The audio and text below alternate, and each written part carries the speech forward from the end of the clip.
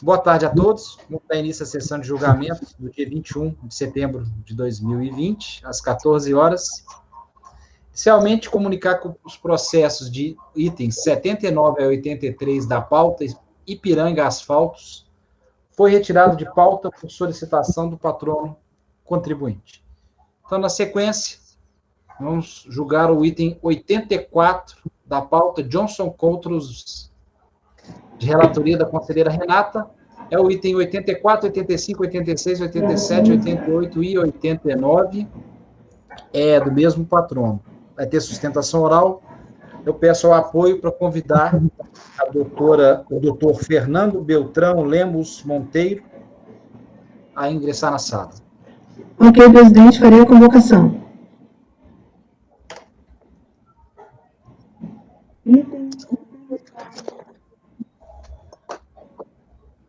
Item 84 ao 89 da pauta, doutor Fernando Beltrão. Seu processo será julgado agora, falando essa mensagem privada do chat.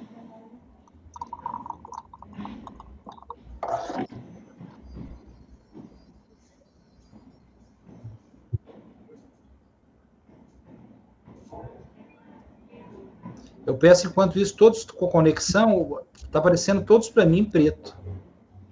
Tá. Para mim tá normal, todo mundo verde. Todo mundo verde. Todo mundo, praticamente todos verdes.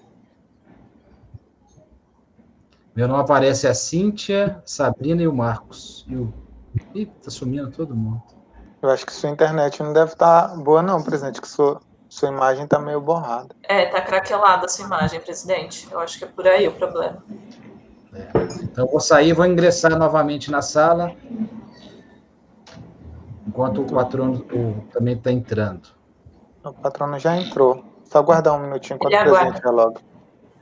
Fique à vontade, boa tarde. Licença, doutor, o presidente está tendo um probleminha de conexão, ele vai entrar e sair de novo. Sair e entrar de novo, tá bom? Tá bom.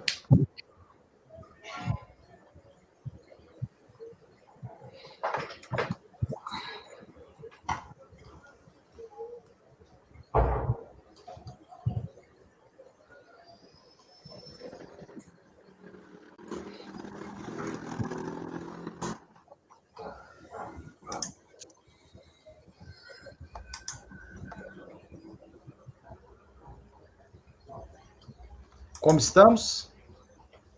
Ok. Agora, Dá boas-vindas ao doutor Fernando. Doutor Fernando, boas-vindas à nossa turma julgadora. Obrigado. Boa tarde. O próximo processo é o item 84 a 89 da pauta, relatoria da conselheira Renata. Renata, você tem a palavra e faz a divisão dos processos de acordo com os casos semelhantes. Posteriormente, após a leitura do relatório, eu daria a palavra ao doutor Fernando. Renata? Boa tarde ao patrono. Dentre os processos da Johnson, o número 85 e o 87 terão julgamento diverso dos demais. Então, não sei como o patrono vai orientar a sustentação oral dele. Então, eu começo pelo 84 mesmo, lendo o relatório. Trata-se de recurso voluntário interposto contra o acórdão 1458-63-4, de folha 150-153, proferido pela 11ª turma da DRJ de Ribeirão Preto, que, por unanimidade de voto, julgou improcedente a manifestação de inconformidade da contribuinte. A decisão recorrida possui a seguinte emenda, conforme está posta aqui e a conhecimento de todos. Por bem retratar os fatos que gravitam em torno da presente demanda, reproduz o relatório desenvolvido pela DRJ e retratado no acórdão recorrido, o que passo a fazer nos seguintes termos.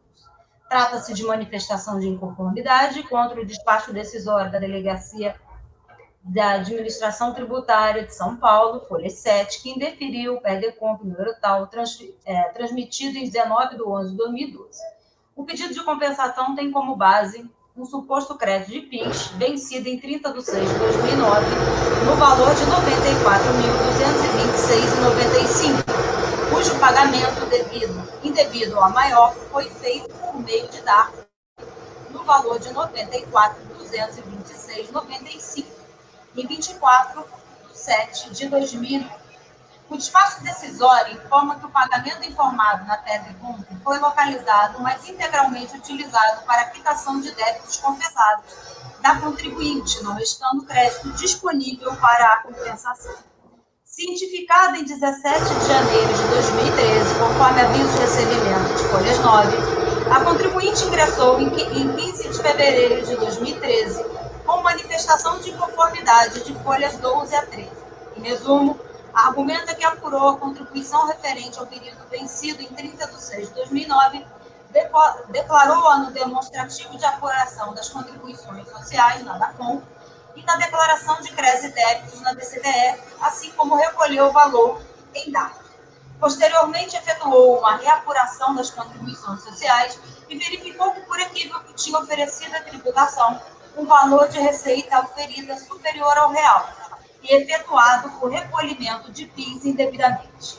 A empresa entende ter preenchido todos os requisitos exigidos perante a legislação federal, uma vez que procedeu com as devidas compensações via PEDECOMP, com base nos saldos existentes das declarações e retificou as demais declarações como o DACOM e a DCDE.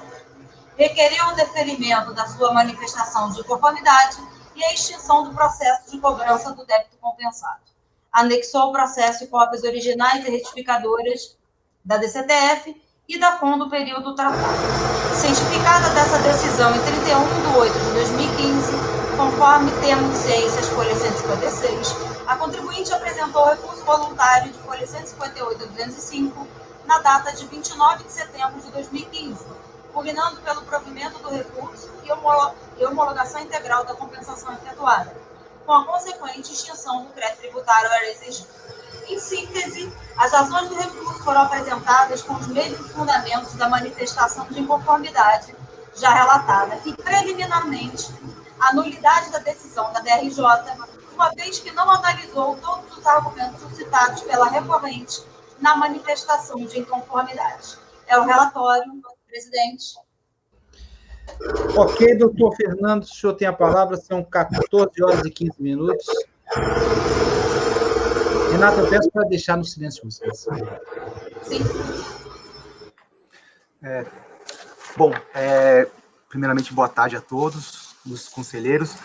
De fato, concordo com a divisão proposta pela relatora, que, de fato, os itens 85 e 87 da pauta, eles guardam peculiaridades em relação aos demais, que eu acho que merecem um tratamento à parte. Os demais, e aí incluindo o item 84 da pauta, são os casos clássicos que a empresa, ela no caso, ela passou por uma auditoria, um procedimento de auditoria interna, né, no caso, até se valendo de uma consultoria externa pela Ernest, e que promoveu a revisão dos tratamentos e das apurações de PIS e COFINS, seja a reclassificação de operações, que a empresa ela trabalha bastante com regime monofásico, enfim, mas teve essa alteração das apurações do PIS e da COFINS, e aí, no caso, para o período específico aqui do processo, que aqui é o PIS do período junho de 2009, o débito do PIS foi reduzido no montante original de 94 mil para zero, né? Então, no caso, só que a empresa, quando ela foi se valer do crédito para compensar, ela não procedeu à retificação da DCTF. A manifestação de conformidade, ela demonstra essa reapuração, inclusive juntando a DACOM retificada, né, com a base correta e detalhada da nova apuração, e esse ponto foi simplesmente desprezado pela decisão de primeira instância, que inclusive sequer cogitou uma conversão do julgamento em diligência.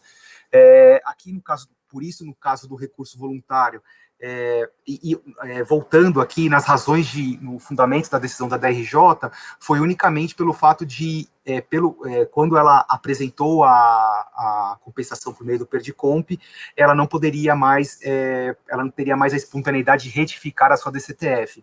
Esse ponto, com todo o respeito, ele diverge da própria posição da Receita Federal, sinalizada no parecer normativo 2 de 2015, que por mais que mantenha o ônus da prova para o contribuinte para demonstrar o indébito suportado, a existência do crédito, ele não atribui à ausência de retificação da DCTF um elemento prejudicial ao exercício do crédito, né? de pleitear o crédito. Então, até por uma questão do princípio da oficialidade, caberia, então, a decisão de primeira instância, caso ela tivesse dúvida de que a DACOM não fosse o elemento suficiente, que ela convertesse o julgamento em diligência. Até também pelo fato da manifestação de conformidade, aqui valendo-se de uma interpretação analógica com a impugnação ser o elemento revisor do lançamento. Então, quando você traz esses elementos para o conhecimento da autoridade julgadora, ela não pode simplesmente se esquivar de ir no detalhe, né, de fato certificar de que o crédito existe por conta do princípio da verdade material. Ela se pautou, né, novamente, unicamente numa suposta vedação à retificação com base na IN 1110 de 2010, e nesse caso, é nesse sentido que se pleiteia, então, a decretação da nulidade da decisão, para que os autos voltem para a primeira instância, para que seja feita uma análise um pouco mais criteriosa acerca do crédito. E aqui, ou caso essa decretação de nulidade não se entenda necessária, que o próprio, que tenha, então, uma decisão do próprio CARF definindo então, essa necessidade de conversão de diligência, caso se entenda que a DACOM não seja o elemento suficiente para demonstrar o crédito, e nesse caso a DACOM foi juntada no processo, no qual consta, de fato, a redução do débito do PIS, para que, então, caso se entenda pela necessidade de maiores esclarecimentos, que o processo seja convertido em diligência e que a empresa seja intimada a apresentar os esclarecimentos para demonstração do seu crédito e para fazer frente às compensações que ensejam aqui a cobrança desse processo. Com base nessas razões, a gente pleiteia, então, o provimento do recurso, seja para a decretação da nulidade, ou então para que seja provido para que essa análise seja feita agora em segunda instância. Ok, doutor, obrigado. Renata? Vamos ao voto, então. Nos termos do relatório, verifica-se a tempestividade do recurso voluntário, bem como o preenchimento dos requisitos de admissibilidade, resultando em seu conhecimento. Entendo, contudo, pela necessidade da conversão do processo em diligência para verificar a validade e o montante do crédito pleiteado pela contribuinte. Uma vez que o contribuinte trouxe documentos que sugerem a existência do crédito, DACOM e DCTF retificadores, entendo que o processo não está apto a ser julgado no presente momento. Em respeito ao princípio constitucional e contraditório da ampla defesa, e na busca da verdade material no processo administrativo, é cabível oportunizar a recorrente uma melhor análise para a unidade de origem quanto ao crédito pleiteado. Salienta-se da leitura dos autos que não há como precisar a data do envio da DACOM retificadora, o que me leva a crer que tal demonstrativo pode ter sido enviado antes do despacho decisório, o que, se ocorrido, poderia ter sido levado em conta no momento da edição do despacho pela DRS. Importante salientar que não pode o cargo suprir deficiência instrutória, ainda que em sede de compensação.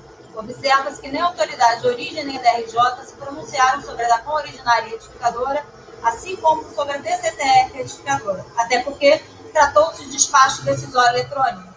Razões essas que podem impactar diretamente na apuração dos valores envolvidos no pedido de compensação. A autoridade administrativa, portanto, não pode deixar de avaliar as materialidades dos débitos e créditos de compensação, caso contrário, estaria comprometida a própria regularidade do processo administrativo de restituição e compensação dos tributos, cuja consequência seria a nulidade, de acordo com o artigo 59, inciso 2º, decreto 70235. Ademais, esta turma já decidiu, em caso semelhante ao presente, pela necessidade de baixar os autos em diligência, como se pode observar na resolução 3402-00177-3, de 26 de fevereiro de 2009, da relatoria da insigne conselheira Maísa de Sapton Deligno. Diante das considerações e à luz do artigo 29 do decreto 7235, propõe, portanto, a conversão do processo em diligência para que a autoridade fiscal de origem intime a recorrente para apresentar a cópia de eventuais documentos fiscais e contábeis entendidos como necessários para que a fiscalização pudesse confirmar o crédito tomado pelo contribuinte formado seu DACOM retificador, notas fiscais emitidas, escrita contábil, fiscal e outros documentos que considerar pertinentes. Importante que a empresa esclareça quais informações foram modificadas na apuração da COFINS devido ao meio de referência, comparação entre o DACOM original e o DACOM retificador. Elaborar relatório fiscal conclusivo, considerando os documentos e esclarecimentos apresentados, e informando se os dados trazidos pela contribuinte no DACOM retificador estão de acordo com sua contabilidade, veiculando análise quanto à validade do crédito informado pelo contribuinte e a possibilidade de seu reconhecimento no presente processo. Concluída a diligência, ante o retorno do processo ao CAR, e antes do retorno do processo ao CAR, intimar a recorrente do resultado de diligência para que, se for de seu interesse, se manifestar no prazo de 30 dias. É como propõe a presente resolução. Presidente. Ok, Renata. Nesse caso, só tem a DCTF e a DACOM, retificador? Só a DCTF, a DACOM e a DACOM me parece que tenha sido apresentada antes do despacho decisório, como eu venho me posicionando ao longo dos outros processos, inclusive com a Maísa presente, a gente discutiu isso há alguns meses atrás, e não tenho outros documentos, mas tenho o DACOM que me faz acreditar, como ele foi apresentado antes mesmo do despacho decisório, que existem motivos suficientes para que o contribuinte pudesse ter uma melhor análise do seu crédito. Ok. Aberto os debates. Renan? Pedi só para Renata silenciar, que a britadeira lá tá grande. Assim, Renata, a gente conheceu o seu posicionamento quando é apresentado uma DACOM retificadora antes da emissão de despacho decisório, que no seu entendimento seria um indício do direito creditório do contribuinte. Já naquela oportunidade, eu divergi de seu entendimento, o colegiado por diversas vezes já entendeu que a mera apresentação de declarações retificadoras não se prestam a comprovar o direito creditório do contribuinte, é necessário que ele traga aos autos, ainda que em recurso voluntário, documentos fiscais e contábeis para embasar, ao menos como o presidente tanto gosta de afirmar, ao menos a fumaça do direito que possa existir esse direito creditório. Então, nesse caso, Renata, quanto a DACOM ter sido apresentada, o DACOM ter sido apresentada antes do despacho decisório, não há nos autos. Inclusive, você destaca isso no seu voto, que não há como precisar a data de envio, né, do DACOM retificador. E que, para você, leva a crer que pode ter sido enviado antes, como pode ter sido enviado depois. Para mim, na verdade, é indiferente. DACOM, se tivesse sido enviado antes ou depois, para mim é indiferente. E, nesse caso, mais ainda, porque não é preciso não há nem como se precisar a data de retificação desse demonstrativo, tá? Eu acho que esse aqui segue tranquilamente a regra dessa turma de que contribuinte apresentando meramente extratos de declarações sem documentação fiscal e contábil deve ser negado provimento. É o meu posicionamento. Ok. Presidente, eu posso fazer uma pergunta ao patrono? Sim. Pois não, Pedro, depois eu te dou a palavra. Desculpa, Pedro, não vi que você queria falar, perdão. Patrono, você poderia me identificar no processo qual é a data da entrega da DACOM? Eu teria que confirmar, mas assim, eu tenho informação, eu teria que buscar isso, mas que ela foi apresentada antes do despacho decisório, mas assim, a data eu vou ter que verificar, porque os documentos foram juntados pela empresa no começo do processo. A análise dos autos, eu verifiquei a DACOM, mas não consegui identificar a data da entrega. Sim. Nesse momento eu não vou conseguir precisar a data mesmo. Não, tudo bem. Ok, obrigado. Pedro, então, qual que é o seu questionamento? Tá mudo, Pedro. Eu também concordo com o Renan, acho que o processo não tem provas hábeis para demonstrar o erro cometido, né, quanto à receita. E, embora o patrono tenha falado que houve um trabalho de auditoria pela Ernst Young, se eu não me engano, não trouxe qualquer elemento nesse sentido, nem esse trabalho da Ernst Young, nem qualquer elemento contábil, né, um diário, razão, qualquer demonstrativo. Então, eu acho que há uma clara insuficiência probatória aí nesse caso. Ok. Mais alguém gostaria de fazer alguma colocação? Thaís, Marcos, Sabrina, Cintia. Acho que as colocações estão postas, presidente. Estou pronta para votar. Tá. Então, abrindo porta, conselheiro Pedro. Oi? Acho que a Renata queria falar. Para deixar claro que, na minha posição, o DACOM já seria suficiente, ainda que após o despacho decisório. Perfeito. Como eu venho pronunciando. Ok. Eu tenho só uma pergunta, Renata. Sabrina. Só uma pergunta. O seu argumento para descida para conversão em diligência é com base na DCE que teria sido transmitida à retificadora antes da ciência do despacho. Não, retificadora depois, o da conta teria sido antes. Ah, entendi. Tá bom. Ok? Podemos, então? Tudo certo? Então, vamos abrir agora a votação. Conselheiro Pedro? Presidente, eu vou abrir divergência para negar provimento ao recurso por suficiência probatória do direito creditório do contribuinte. Ok, Pedro. Conselheira Cíntia? Olha, como a relatora é a detentora assim, da análise do processo e ela não se sentiu confortável em estar julgando de imediato sem a conversão, eu vou acompanhar a diligência. Ok, Cíntia. Renan? Acompanha a divergência, nos termos que eu já falei anteriormente. Perfeito. Depois do Renan, seria a Renata, então é o Marcos Borges. Eu também entendo que falta a documentação fiscal, mas o da conta ele... Ô, Marcos, você poderia chegar mais próximo ao microfone? Sim. Pois não, presidente. Fala mais alto, então. Não, eu entendo que falta a documentação fiscal, né? E o da conta ele é um caráter informativo. Ele é que vem acompanhado dos registros contábeis. Então, acompanha a divergência. Ok. Você não acompanha a divergência, né? Não, eu acompanho a divergência. Ah, divergência, perfeito. Divergência. Negando provimento. Sabrina? Então, presidente, eu vou acompanhar a divergência também, porque para me dar com, ele não faz prova, né? Ele é um indício. Então, acho que cabia à empresa agora, nessa fase, ter trazido outros elementos. Acompanha a divergência. Ok, obrigado, Sabrina. Thaís? Presidente, eu sempre voto dessa forma, né?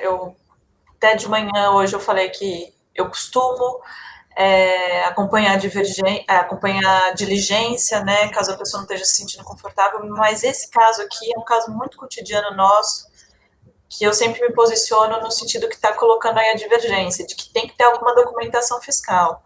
Quando que eu me compadeço? Quando eu percebo que o contribuinte não sabe que ele tem que trazer essa documentação fiscal. Só que a DRJ falou. Eu abri aqui a decisão da DRJ e ela disse, além da questão da problemática da retificação, de que, além da DCTF retificadora, você tem que trazer provas, documentos fiscais. E isso não veio. A gente poderia baixar em diligência se tivesse vindo, mesmo que intempestivamente, no recurso voluntário, mas não veio. Então, vou pedir a licença para a relatora para, nesse caso específico, não acompanhar a diligência que foi proposta.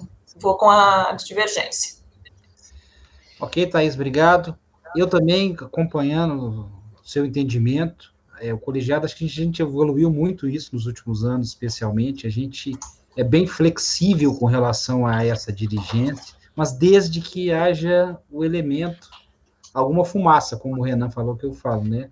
Alguma coisa vem aos autos a mais do que a mera declaração. Isso a gente evoluiu, eu mesmo já fui mais flexível antes, nunca fui inflexível com relação a isso, né? Mas no colegiado, ao longo dos anos, a gente tem evoluído muito nesse sentido, né? A simples DACOM ou DCTF, a retificadora, não seria suficiente, você tem que comprovar o lastro disso. Pode ser uma planilha, pode ser um demonstrativo, um documento, alguma coisa que corrobora aquela informação prestada. A simples declaração a gente tem entendido, né? Eu acompanhando o colegiado nesse sentido, de que não é suficiente. Então, nesse sentido, eu também acompanho a divergência e voto por negar provimento ao recurso. Então, acordo os membros do colegiado por maioria de votos em negar provimento ao recurso voluntário. Vencidas as conselheiras Renata e Cíntia. Algum voluntário para voto vencedor? Presidente, na verdade, eu ia te pedir para me dar aquela licença rápida que eu preciso sair. Rapidinho, já volto. Perfeito, então tá... Enquanto vocês se resolvem, rapidinho. Perfeito, ok. Okay. Eu posso fazer, presidente. Ótimo. Então, redator designado. Esses simples são ótimos, eu também sou voluntário. O Pedro chegou. Próximo é o seu, eu falei primeiro. Você demorou para falar, então. Então, deixa eu pregoar o resultado. Acorda os membros do colegiado, por maioria de votos, negar o provimento ao recurso voluntário. Vencidas conselheiras Renata da Silveira Billing e Cíntia Helena de Campos. Designado conselheiro Pedro Souza com S, Bispo. Fez sustentação oral, patrono do contribuinte, doutor Fernando Beltrão Lemos Monteiro, OAB São Paulo, 236565. Esse é o item 84 da pauta. E esse resultado a gente aplica em qual também, o Renato? É idêntico? O 80, peraí. A gente estava jogando 84, né? Isso. Então, 86, 88 e 89. Ok, então, 84, 86, 88 e 89 é negado provimento por maioria de votos, vencido Cíntia e Renata, designado Pedro Bispo. Agora, então, nós vamos para o 85. 85. Ok. Faz um relatório breve e eu passo a palavra em seguida para o patrono. Tá bom. Então, vamos lá. Traça recurso voluntário, interposto contra o acórdão da DRJ de Ribeirão, que a unanimidade de votos julgou improcedente a manifestação de inconformidade, na forma da emenda abaixo colacionada. Então, trata-se de manifestação de conformidade pela empresa assim identificada contra despacho decisório que defere parcialmente o pedido de restituição e homologou parcialmente a declaração apresentada.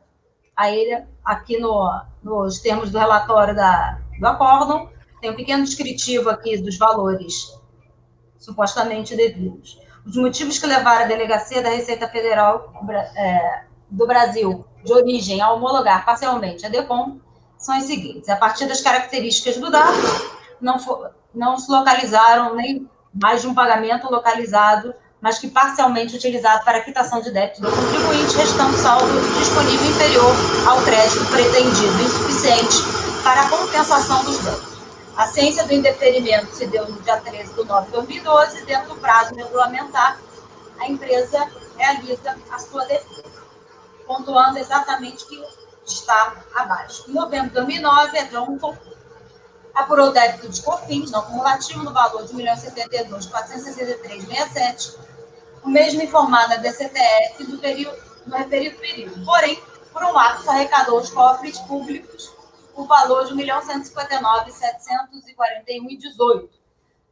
No dia de 25 de agosto de 2010, a empresa procedeu à compensação do crédito indevido da DECOM, conforme está aqui, da COFINS não cumulativa do período mencionado, no valor de R$ 87.277,51, que atualizado com a Selic totalizaria o valor de R$ 92.583,98.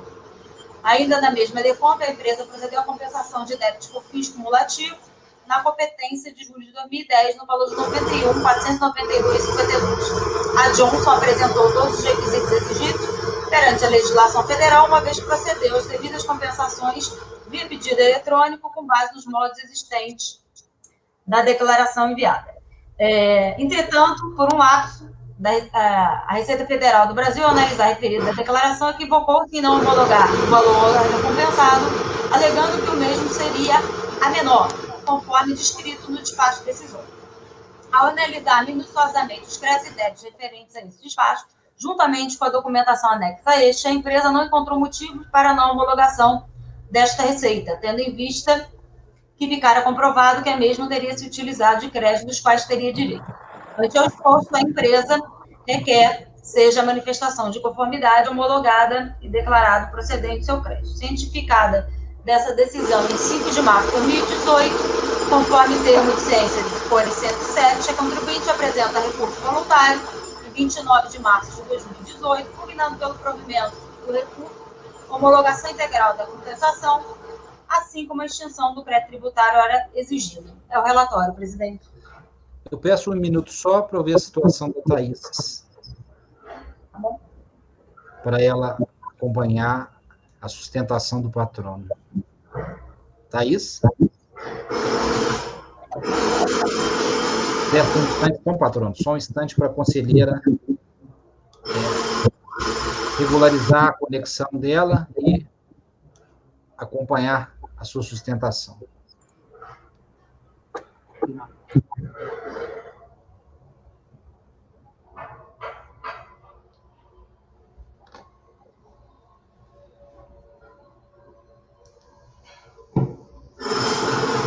Deixa eu tirar aqui enquanto isso.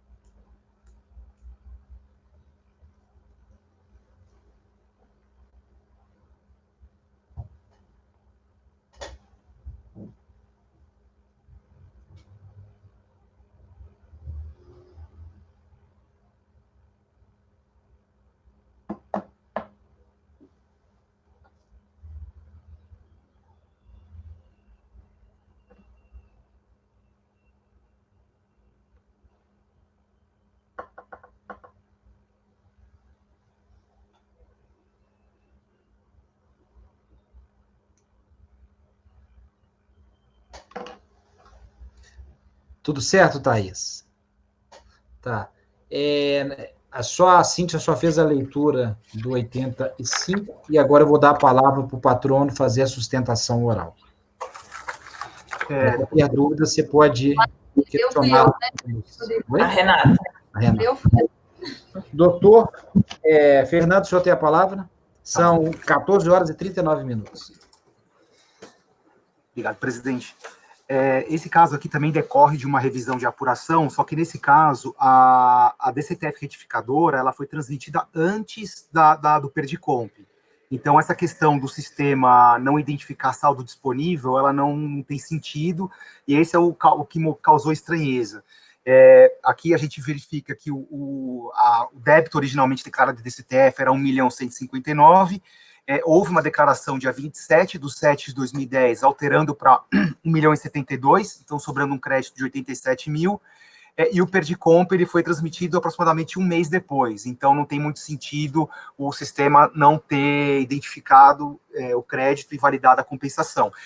Quando a discussão, então, quando foi apresentada a manifestação de conformidade, instaurando o contencioso, os autos foram para a DRJ, e a DRJ, o que ela alega com relação a isso? Ela alega uma terceira retificação. Só para explicar, o débito original era 1.159.000, ele passou para 1.072.000, e nesse momento, então, surgiu o crédito de 87.000, que a empresa compensou, e aí, posteriormente, o débito passou de 1.072.000 para 1.543.000. E aí, em linha as reapurações da empresa, né? Como a gente tratou no tópico anterior, essas apurações são procedentes, tanto é que, nesse caso, houve uma alteração para mais do débito, né? Esse ponto vai ser discutido no judiciário, mas, enfim, mas só para mostrar que não é uma simples alteração.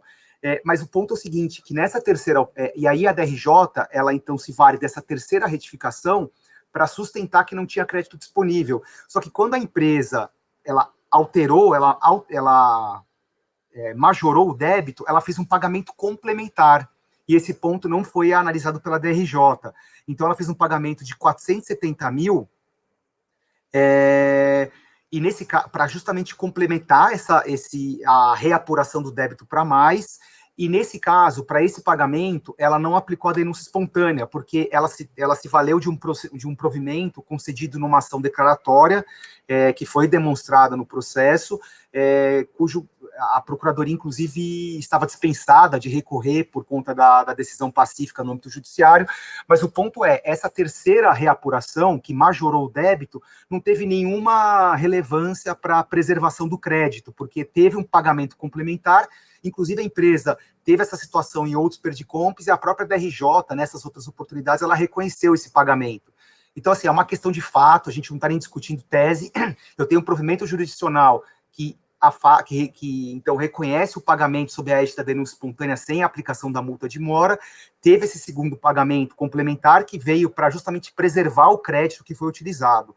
Então, assim, o fundamento da DRJ de se valer de uma terceira retificação, ela não tem a mínima influência aqui, porque teve esse pagamento complementar feito.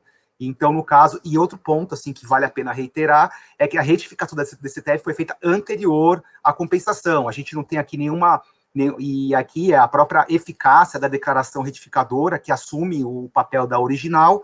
A gente não teve nenhum procedimento de malha fina DCTF que suprimiu a eficácia da retificadora, ela não foi retida para análise nem nada. Então, assim, na linha da própria DRJ, que atribui uma eficácia absoluta para a DCTF, nesse caso aqui, não é possível se adotar uma posição diferente. Então, por esse fundamento de que houve a retificação anterior à compensação e que essa terceira retificação, para mais o débito, para majorar o débito, ela está atrelada a um pagamento complementar que foi desprezado pela DRJ, o crédito ele existe e, assim, sem discussão, é uma questão objetiva, factual.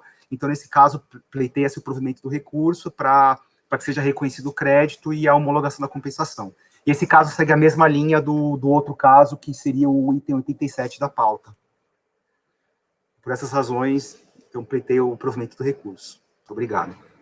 Ok, doutor, obrigado. Renata, pode dar sequência. Então, vamos lá.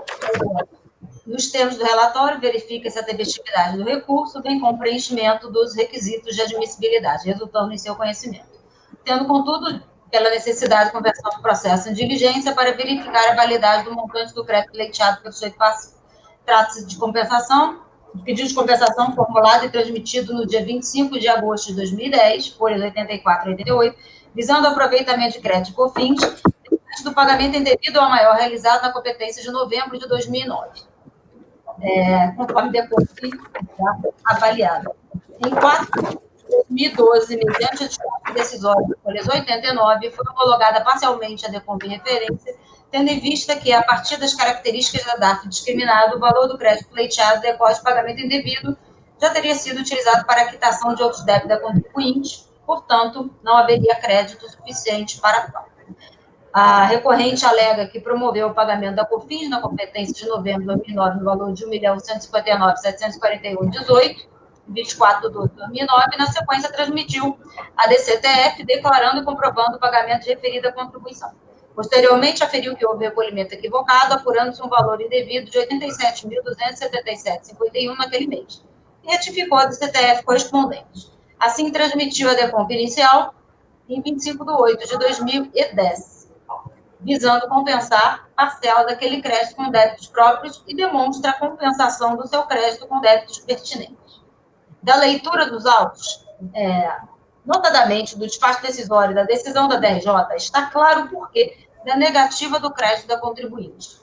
Verificadas as informações e documentos trazidos pelo recorrente, item 1, íntegra da DECOMP, folhas 6 a 11, todas as DCTFs, originais e retificadoras, todas transmitidas antes do despacho decisório, item 3.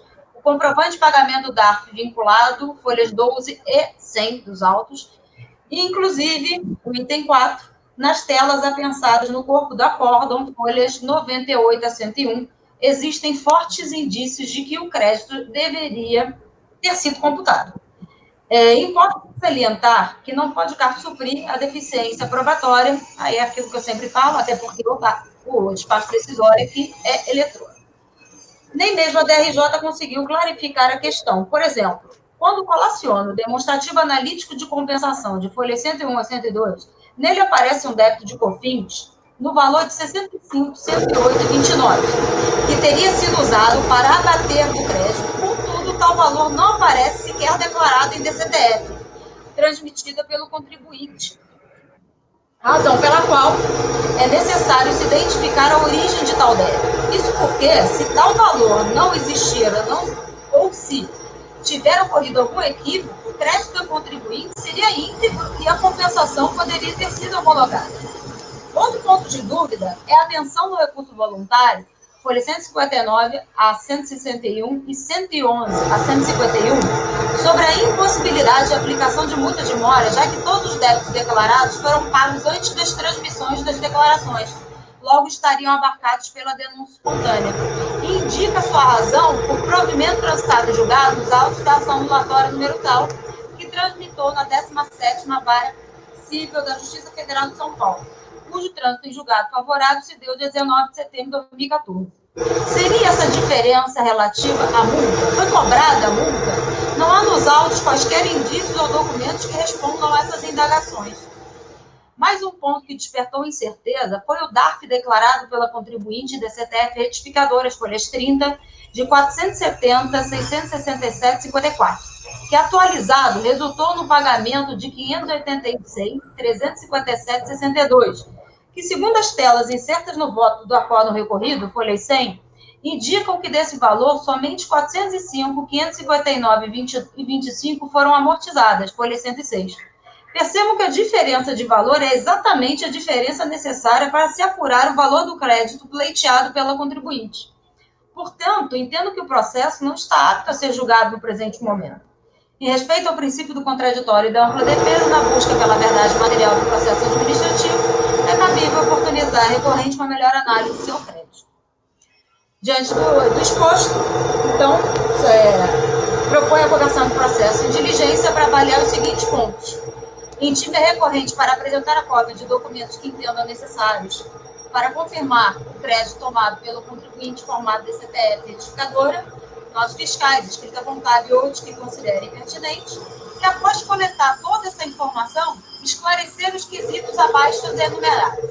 Por que o crédito de 586.357,62, folha 100, não foi suficiente para amortizar integralmente o débito? O débito de COFINS no valor de R$ 65.108,29 não consta da DCTF retificadora do contribuinte, folhas 30, porém aparece como débito amortizado pelo crédito do contribuinte no demonstrativo analítico de compensação, folhas 101 a 102. De que se trata esse débito? O que foi utilizado para amortizar o crédito da contribuinte? Esclarecer as divergências dos débitos alocados ao pagamento. Na DCTF do contribuinte consta o débito de R$ 1.072.463,67. Mas o despacho decisório, esse débito aparece no valor de R$ 1.137.571,96, folhas 89. Situação que se repete nas telas relacionadas ao voto do acórdão recorrido. Houve incidência de multa de mora sobre algum débito? E, por fim, elabora relatório fiscal concluído, considerando os documentos e esclarecimentos apresentados, veiculando análise e contabilidade do crédito informado pela contribuinte e a possibilidade de seu reconhecimento no presente processo. Concluída a diligência antes do retorno dos processos ao CARF, intimar a recorrente para o resultado da diligência para que inquirendo se manifeste no prazo de 30 dias. É como propõe a presente resolução. Presidente. Ok, Renato, obrigado. Estão abertos os debates. Eu estou analisando aqui as telas. Desculpa, eu nem vi se alguém pediu a palavra antes. Não, você mesmo, Renato. Eu estou analisando as telas que a própria decisão de primeira instância juntou. De fato, não está claro mesmo, porque eu fiz uma comparação aqui rápido na calculadora dessa alteração que ele fez na última DCTF, que foi inclusive o que o patrono falou, majorando o débito. Ele majorou o débito em exatamente 470.667,54 e fez o valor e fez um pagamento no valor original exatamente do montante que ele majorou. Então ele aumentou o débito em 470 mil e pagou os 470 mil. Então ficaria preservado o crédito da DCTF anterior, não haveria problema. E de fato é o que a Renata falou.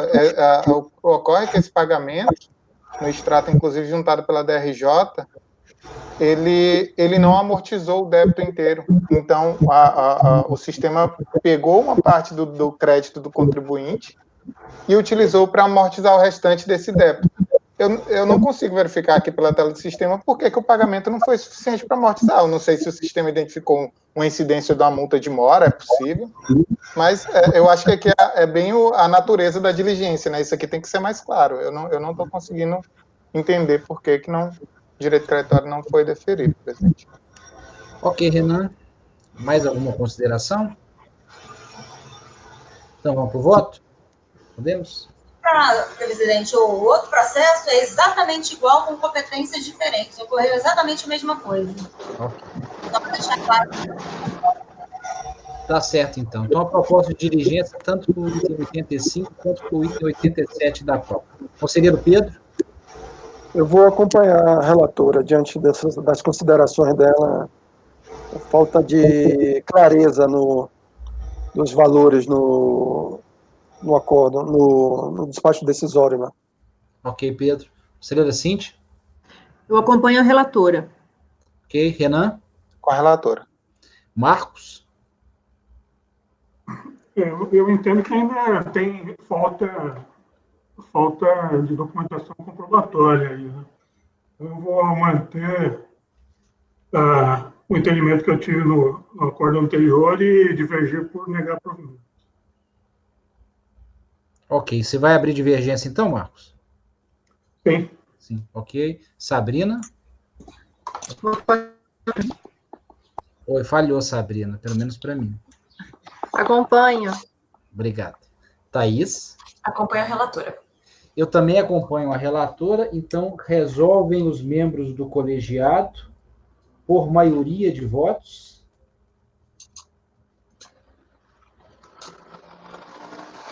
Converter o julgamento do recurso em diligência nos termos do voto da relatora.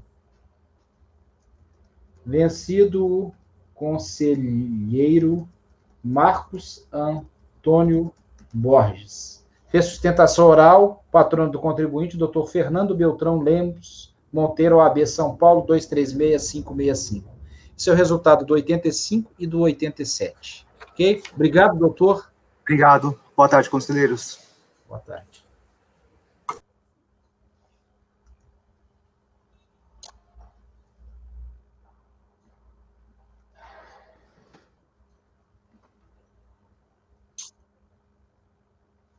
Só um segundo. Então, aqui foi por maioria, né? Beleza. A gente tem mais uma preferência, que é um acompanhamento, Pampeano Alimentos, de relatoria também da Renata. Ana Tereza, poderia convidar o patrono? Sim, presidente. Cadê a convocação? Obrigado.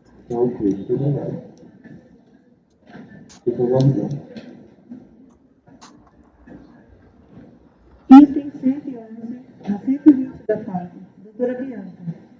O processo será julgado agora por favor desta mensagem em privado.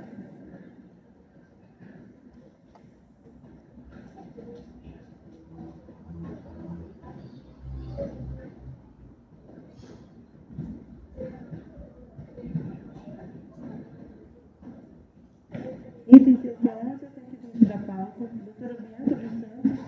O processo será julgado agora. Por favor verificar a mensagem em privado no chat.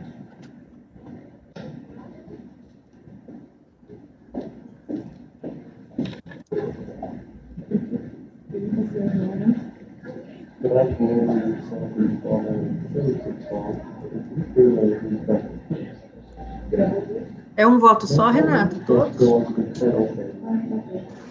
É sim, gente, só que como tem um aqui que está mais amplo, então são várias rúbricas, mas nem todos falam de todas elas.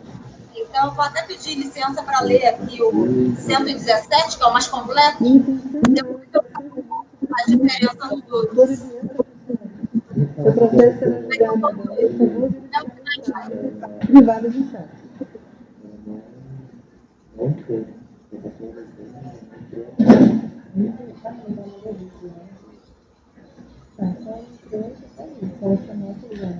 Presidente, o patrono já foi convocado. Ok, mas nada de entrar, né? Então, só para vocês irem já separando. Ela está falando aqui que está tentando entrar. Ok. Ok, doutora?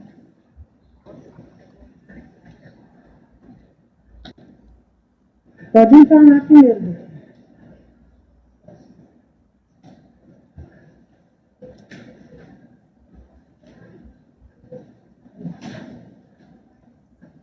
Boa tarde, doutora Bianca. Boa tarde.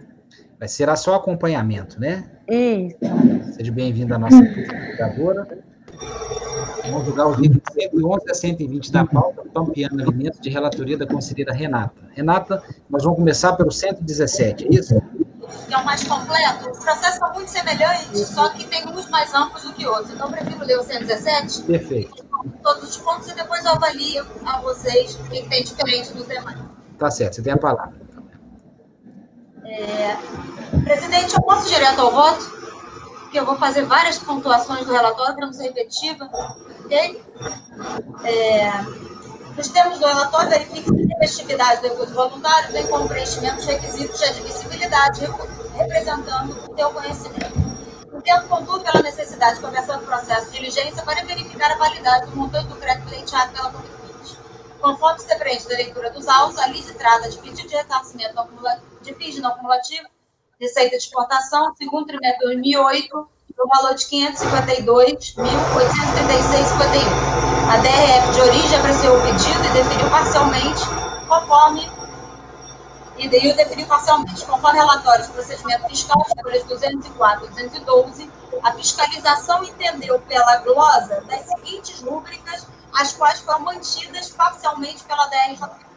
Receitas tributadas alíquota zero, mercadorias destinadas à Zona Franca de Manaus, seriam divergências de informações, bens utilizados como insumos por não estarem diretamente no processo produtivo, insumo, despesa com energia elétrica e insumo com armazenagem e frete da operação de venda e insumos derivados da denunciação do ativo.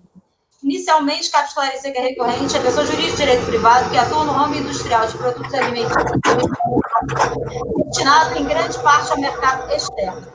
Quanto ao primeiro ponto, receitas tributadas alíquota zero, porque destinadas à Zona Franca de Manaus, a DRJ reconhece a não incidência da contribuição no mês de abril, já que comprovado nos autos que a divergência apontada deriva de notas fiscais devolvidas, razão da divergência verificada. Contudo, foram mantidas as demais glosas. Alega recorrente quanto ao mês de junho de 2008, que apresentou recurso voluntário correspondente, protocolo de ingresso de mercadoria nacional emitido pela SUFRAMA, atinente às operações de junho de 2008, no qual se comprova que referida mercadoria foi efetivamente enviada à zona incentivada, devidamente vistoriada pelos órgãos responsáveis, conforme folhas 377 a 378.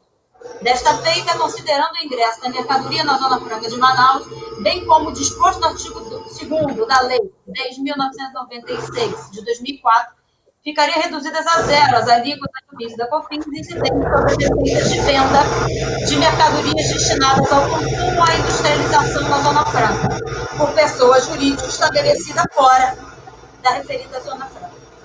No que se refere às despesas com frete e armazenagem, o agente fiscal, ao analisar as contas da contabilidade, contas contábeis de códigos documentais, verificou a existência de divergência entre os valores informados na DAPAC e ao saldo constante na contabilidade. A recorrente argumenta, em seu recurso, que o agente fiscal não utilizou-se de todas as contas contábeis que compõem a base de cálculo do crédito, deixando de verificar as contas de números, como está aqui determinado, o que implicou nas divergências dos valores apurados. Nesse ponto, não há de se falar em ônus da prova pelo contribuinte, já que cabe à fiscalização analisar todas as contas a fim de apurar o crédito pleiteado.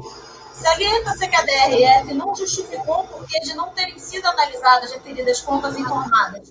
Além disso, o fato da recorrente não ter se pronunciado sobre relativo relatório não implica concordância com seus termos. Sendo assim, não se precisa do material, tais contas devem ser analisadas pela fiscalização, seja para afastá-las, seja para apurar a ausência da divergência apontada. Portanto, uma vez que a contribuinte trouxe argumentos e documentos que sugerem a existência do crédito, entendo que o processo não está apto a ser julgado no presente momento. Não obstante, no que concerne aos bens utilizados como insumo, a recorrente sustenta que a glosa do crédito efetuada e ratificada pelos julgadores da DRJ, em igual sentido, ancora-se em uma interpretação restritiva do conceito de insumo para o PIS e para a COFINS. o qual não se coaduna com o exercício da não cumulatividade previsto no parágrafo 12 do artigo 195 da Constituição Federal, a exemplo do que diz a doutrina e os demais julgados pelo próprio Conselho Administrativo de Recursos Fiscais. Então, aqui, dali em diante, é exatamente trabalhando o conceito de insumo, as decisões do recurso repetitivo e o parecer de 2018 da Procuradoria, no sentido de que os insumos, assim como o ativo, deveriam ser utilizados na qualidade de serem relevantes e necessários ao processo produtivo. Desta forma, eu peço que vocês se dirijam à folha 9, assim, em nome do princípio da contraditória e da ampla defesa, em busca da verdade material, é cabível a oportunidade recorrente uma melhor análise pela unidade de origem, até porque tanto a DRJ quanto o despacho decisório se manifestaram de acordo com as instruções normativas anteriores ao repetitivo, cuja relatoria da ministra Regina Helena, e do próprio parecer de 2018 da Receita Federal. Então, voto no sentido de determinar a realização de diligência, de converter o processo em diligência, para que os autos retornem à origem e para que seja analisado o período fora em análise, que é o segundo trimestre de 2008, em time recorrente, dentro de prazo razoável, para apresentar lado técnico com demonstração detalhada da utilização de cada um dos bens entendidos como insumo no processo produtivo desenvolvido pela empresa, nos termos do recurso efetivo. Nesse item recorrente deverá seguir a mesma ordem das glosas, conforme planilha indicada em relatório fiscal de folha 180 a 182 e 186 a 187, acostadas essas ao despacho decisório. Justificar porque considera que cada um dos bens considerados como insumos sejam essenciais ou relevantes ao processo produtivo, do qual resulta o produto final destinado à venda ao serviço do Estado, em conformidade com o voto da ministra Regina Helena, anteriormente citado, apresentar laudo técnico relativo aos bens do seu ativo fixo, com a demonstrada e detalhada participação dos itens glosados dos autos, como partes e peças do imobilizado, em cada etapa do processo industrial, dos seus tempos de vida útil, se há alguma contribuição quanto ao aumento da vida útil das máquinas ou equipamentos aos quais são aplicados, em quanto tempo, e se podem ser considerados itens necessários aos serviços de manutenção, máquinas e equipamentos. Demonstrar de que forma cada bem referido no item anterior foi contabilizado, se imobilizado ou despesa. Apresentar planilhas de cálculo de depreciação equivalente à parcela de cada bem ou serviço glosado que foi considerado pela fiscalização como incorporado ao imobilizado do período referente ao processo, folha 186 a 187, quando então a recorrente deverá indicar detalhadamente a metodologia do cálculo adotada para cada bem e a sua fundamentação legal. Apresentar notas fiscais de venda e de devolução relativas às divergências do mês de junho de 2008, a corroborar as declarações do protocolo de ingresso de mercadoria nacional emitido pela SUPRAMA no referido mês, conforme folhas 377 e 378, e apresentar os livros contados pertinentes às contas indicadas, a fim de serem apurados os créditos, frete e armazenagem. Aproveitando a diligência, apresentar as contas de energia elétrica e demais documentos que possam evidenciar que a energia elétrica foi efetivamente consumida em proveito da atividade econômica da recorrente nos estabelecimentos da recorrente e que se comprove que não houve qualquer repouso desses pela empresa Inesa. Relatório conclusivo acerca da apuração das informações solicitadas nos itens acima, manifestando sobre os fatos e fundamentos apresentados pela recorrente. Notadamente, item 1, sobre o protocolo de ingresso de mercadoria nacional emitido pela SUPRAMA, referente à competência de junho de 2008 para testar se as vendas realizadas à Zona Franca de Manaus com a incidência de alíquota zero, assim como as notas fiscais de devolução para apurar eventual crédito remanescente. Sobre as despesas de frete e armazenagem, que sejam avaliadas as contas indicadas, a fim de que sejam sanadas ou não as divergências apontadas pela fiscalização. Quanto à despesa de energia elétrica, que seja analisado se tal energia, objeto de solicitação do crédito, foi consumida em benefício das atividades econômicas da recorrente. Item 4. Sobre eventual enquadramento de cada bem ou serviço no período de apuração do conceito de insumo, delimitado no parecer normativo COSIT número 5 de 2018 e no voto da ministra Regina Helena, da aplicação obrigatória no âmbito da Receita Federal do Brasil, bem quanto a correção da metodologia adotada no cálculo de depreciação.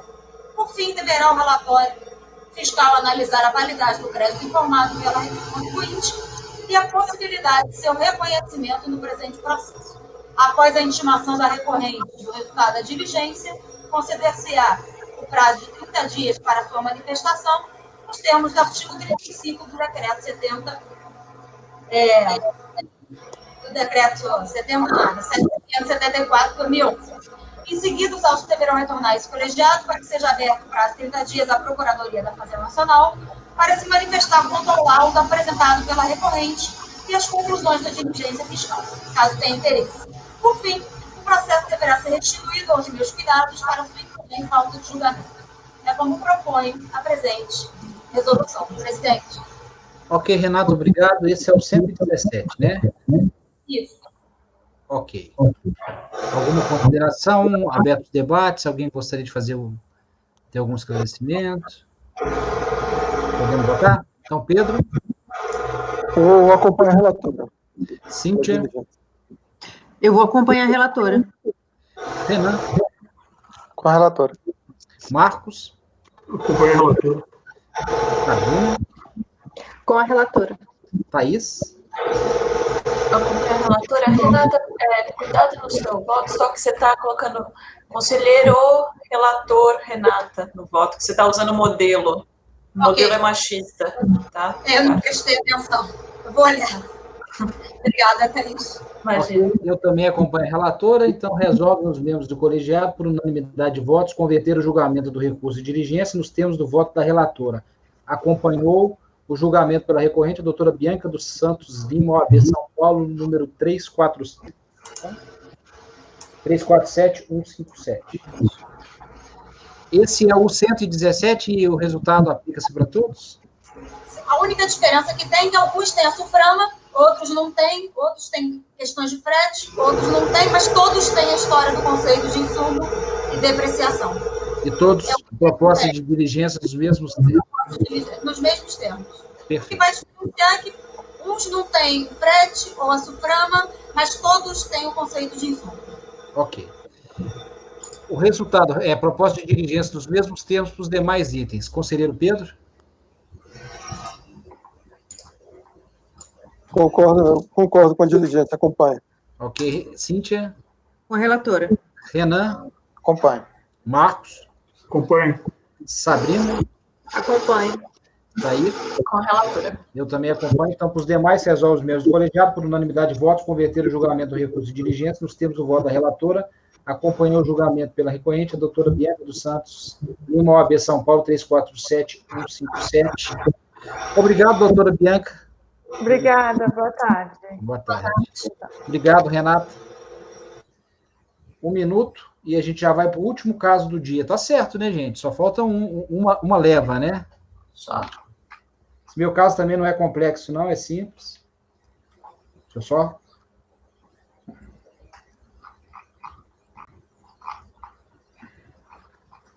lançar o resultado aqui. O estrutura asfaltos foi retirado de pauta da Cíntia? Sim, daqui a pouquinho eu vou pregoar, depois do Minas Esporte, aí eu passo, o restante foi. Mosaic meu também foi retirado. Quero ver na presencial depois. Eu estava com mais medo dessa sessão, viu, Cíntia? Oi? Eu estava com mais medo dessa sessão. Porque voltaram vários, né? Os de 8 milhões, de 1 a 8 milhões, tinha muita coisa. O meu só foram 2 só. Os processos foram quase... Os meus, os grandes, foram todos retirados de pauta. Eu também. Estou preocupado com a presencial, bem mais. Vai contando aí com uma semana inteira de sessões. Vai ficar, por 10 várias dias semanas. seguidos em Brasília. Mas, Vai dar para colocar tudo de uma vez só na sessão presencial, de jeito nenhum. Eu também acho, vão ser algumas presenciais. E eu vou torcer para eles terem um bom senso de não fazer igual fizeram agora, que agora jogaram tudo. Então, se a Marina estivesse presente e a Maísa estivesse aqui, e não tivesse presente, e a Maísa estivesse aqui, e não tivesse tanta retirada de pauta, ia ser o caos, não ia dar jeito. Né? Então, eu espero que eles coloquem aos poucos, não joguem todos os processos de uma vez. Eu preciso diluir isso em 3 meses, pelo menos. Renata, você não fecha o som, por favor? Obrigada. Os meus eram 18 processos, mas resumiu a 2 votos. Então... Gente, esse meu caso aqui, são 3 grupos de processo, mas bem simples, não é coisa complexa, não. Nós vamos ler, eu até coloquei aí na pasta, o principal é o 266, é o item 91 da pauta, é o 10.665, 902, 266, 2012, 71. Esse eu marquei em verde as partes que eu vou ler no relatório. E vai servir para tudo. Então, o 91, 93, 95 e 96 são iguais. O 92 e o 94 é quase igual, só que tem uma coisa a mais que o resultado vai dar diferente. E o 90, 97, 98 e 99 é a mesma lógica, só que aí eu tenho uma intempestividade da manifestação. Então, o resultado... Qual que você vai ler, presidente? Então, eu vou ler o 91 da pauta, é o que está escrito na principal. Está escrito principal, não sei o quê. A primeira palavra dele está escrito principal. Tá lá embaixo. Obrigada. E ele está marcado em verde. Eu vou ler rapidamente o que a gente vai falar, o caso. Em resumo, isso aqui, gente, nós vamos julgar a questão de crédito extemporâneo. O X da questão aqui vai ser a extemporaneidade. Se ele retificou a DACOM ou não. Se ele trouxe o documento de prova ou não. Então, o resultado é isso. Então, por bem retratar os fatos constantes dos autos, passamos a transcrever o relatório da decisão de primeira instância. Né? Então, aqui é pedido de ressarcimento de crédito do PIS, vinculado à receita de exportação, oferido no primeiro trimestre de 2007. Ao pedido de ressarcimento foram vinculadas DECOMP. Então, tem o PL e DECOMP aqui. Então, eu tenho o primeiro motivo da glosa lá. Créditos presumidos não extemporâneos. Essa questão foi resolvida pela DRJ. Né? Segundo item da glosa, créditos básicos extemporâneos. Aí um dos motivos lá que devem ser objeto de retificação os respectivos DACOMs, no fundamento da glosa. Outro item da glosa, do aproveitamento de crédito em duplicidade. Outro item da glosa, do crédito presumido extemporâneo. Aí vai a mesma lógica lá do crédito extemporâneo. A questão da comprovação da retificação da DACOM. E, além disso, alega aqui que a empresa ela não exercia essa atividade de armazenagem de grãos. Só que essa parte também foi superada no julgamento da DRJ. O que ficou lá é a não retificação da DACOM, que é o que a gente vai ter que enfrentar aqui. E o outro ponto, que é um procedimento fiscal, então tem vários processos, aquisições de mercadorias de pessoas jurídicas consideradas inaptas. Só que não tem isso nesse caso. Naqueles 2 que a gente vai falar, tem o 92 e o 94 da pauta, tem. Mas aqui, nesse caso aqui, não tem isso. Mas o relatório é um só. Então, já pulando para a página seguinte, o pedido de ressarcimento foi indeferido, mediante despacho decisório de Divinópolis, restando não homologadas as DECOMPs a ela vinculadas. O contribuinte apresenta manifestação, alegando a decadência, alega que decaiu o direito de lançar quando os períodos de apuração de janeiro a dezembro de 2007. Ele está considerando a data do crédito. Também nós vamos passar por isso. De forma, o procedimento de fiscalização só pode ser entendido como homologação de lançamento e, portanto, sujeito a prazo decadencial do parágrafo 4º do artigo 150, qual seja a partir da data da ocorrência do fato gerador. E fala, na pior das hipóteses, tinha que ser um 731 e assim estaria decaído, mas considera do crédito. Outro item da manifestação, já pulando a página também. O crédito presumido relativo a aquisições de café de pessoas físicas, que também não é o caso aqui que a gente vai ver. A empresa formalizou outra consulta acerca da possibilidade de enquadrar-se como estabelecimento agroindustrial, na hipótese de enviar o café adquirido para beneficiamento de armazém geral, onde seriam realizados por encomenda. Aí aquela questão que a atividade tem que ser por encomenda, de armazenagem também, para configurar, mas isso foi superado na DRJ. Pulando, dos créditos extemporâneos glosados, que é o ponto que a gente vai tratar no recurso. Então, os créditos extemporâneos apropriados em julho de 2007 têm as duas origens. A, crédito básico, e B, crédito presumido. Fundamento do direito ao crédito presumido extemporâneo são os mesmos utilizados em defesa do crédito presumido não extemporâneo, chegando à mesma conclusão de que é improcedente a glosa desses créditos com base na alegação que o interessado não atendia às condições previstas na lei. Do outro lado, deve ser afastado o argumento de que a apropriação extemporânea do crédito implica necessariamente na retificação da DACON e da DCTF. Aí contesta isso aí. Duplicidade do creditamento. Se houve o creditamento extemporâneo em duplicidade com crédito normais, o equívoco foi convalidado pelo decurso de tempo. E das glosas relativas a aquisições de mercadorias de pessoas jurídicas consideradas inaptas, apresenta o pagamento. O pagamento das notas fiscais foram comprovados, apesar de não ter sido apresentado o conhecimento de transporte, contudo, o RPA emitido pelos carreteiros foram apresentados. Isso nós não vamos julgar aqui, mas no outro a gente vai. Então, a DRJ de Belo Horizonte julgou parcialmente procedente, e o que ela manteve aqui é a questão da extemporaneidade. No recurso, o contribuinte reprisa as alegações, e é o relatório. Passando para o voto. Primeiro, então, o que a gente tem que enfrentar aqui é, nesse processo específico, crédito presumido não extemporâneo. Com relação à decadência, eu estou afastando, nós já debatemos isso aqui, a decadência de pedido de crédito não há que se alegar isso, e se a gente for alegar, é homologação tácita da compensação. Aqui embaixo eu trago a tabelinha, que tem a DECOMP vinculada. Então, 23/1 de 2008, e como a ciência do despacho decisório deu-se em 2/1 de 2013, não há que se falar em homologação tácita, estou afastando essa preliminar de decadência. Com relação a crédito extemporâneo, eu estou aplicando a jurisprudência da Câmara Superior, que exige a retificação da DACOM. Então, diz a recorrente que os créditos extemporâneos que tratam os autos são de dois tipos: créditos básicos relacionados às aquisições de café ocorridas entre os meses de agosto de 2004 e julho de 2006, e crédito presumido oriundo da aquisição de pessoa física ocorrida em julho de 2004 e dezembro de 2006.